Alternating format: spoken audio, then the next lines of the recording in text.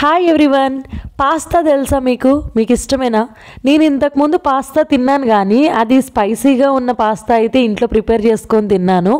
అయితే ఈసారి నేను మొన్న మార్ట్కి వెళ్ళినప్పుడు ఇది పాస్తా షార్ట్స్ అనేసి ఒక న్యూ ప్యాకెట్ కనిపించింది నాకు. అంటే ఇదేదో క్రీమీగా ఉంటుందంట. అంటే దీని టేస్ట్ అయితే నాకు తెలియదండి, ఇదే ఫస్ట్ టైం. జస్ట్ ఒక 30 రూపీస్ పెట్టి ఒక ప్యాకెటే తెచ్చుకున్నాను. సో నేనే ప్రిపేర్ చేద్దామని చెప్పేసి కట్ చేస్తున్నాను. సో మరి ఎలా ఉంటుందో చూడాలి. సో మీలో ఎంతమంది ఈ ప్యాకెట్ చేసి చూసారు? అంటే ఈ పాస్తా మీకు తెలుసు, కామెంట్ చేయండి తెలుసుంటే. సో ఎప్పుడైనా ఒక ప్యాకెట్ కొన్నప్పుడు మీరు ఎప్పుడు కాన్సన్ట్రేట్ చేయాల్సింది మ్యానుఫ్యాక్చర్ డేట్, ఎక్స్పైరీ డేట్ అనమాట. ఏదైనా మనం తీసుకున్నప్పుడు కంపల్సరీ అవి చూసుకోవాలండి. ఎక్స్పైరీ డేట్ కనుక అయిపోతే వాడకూడదు, హెల్త్కి అస్సలు మంచిది కాదనమాట. సో ఫస్ట్ అయితే అది చూసుకుని కొనుక్కున్న తర్వాత చూసారా ఇలా ఉన్నాయి పాస్తా లోపల. నెక్స్ట్ ఒక మేకర్, అంటే ఒక టేస్ట్ మేకర్ లాంటిది ఒక ప్యాకెట్ వచ్చింది. సో ఇప్పుడైతే ఈ పాన్లో చేసేస్తాను. ఫస్ట్గా స్టవ్ ఆన్ చేసేసుకొని ఇలా పాన్ పెట్టేశాను. దీనిలో ఆ ప్యాకెట్ వెనకాల ఎలా ప్రిపేర్ చేయాలనేది రాసి ఉంటుందండి. 150 ml వాటర్ పోసుకుంటే సరిపోతుంది. అవి కూడా ఏంటంటే వాటర్ పోయిగానే మనం పాస్తా వేయకూడదు. జస్ట్ ఆ వాటర్ మీద ఇలా లిడ్ పెట్టేస్తే కొంచెం సేపటికి అది వాటర్ అంతా బాయిల్ అవుతూ ఉంటుంది. ఇలా బుడగలుగా కనిపిస్తుంది చూసారా, బబుల్స్గా. సో అట్ దట్ టైంలో మన దగ్గర ఉన్న ఈ పాస్తాలు అయితే మనం వేసేసుకోవాలి.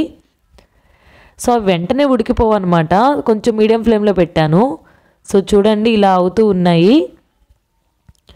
సో ఇలా కొంచెం ఉడుకుతున్నాయి అన్న టైంలో నా దగ్గర మేకర్ ఒకటి వచ్చింది కదా, టేస్ట్ మేకర్. అంటే ఇప్పుడు మ్యాగీ ప్యాకెట్స్కి ఎలా వస్తుంది ఇప్పీకి, సో అలానే ఒక ప్యాకెట్ ఇచ్చాడు. ఇదే మెయిన్ ఇంగ్రీడియంట్ అనమాట.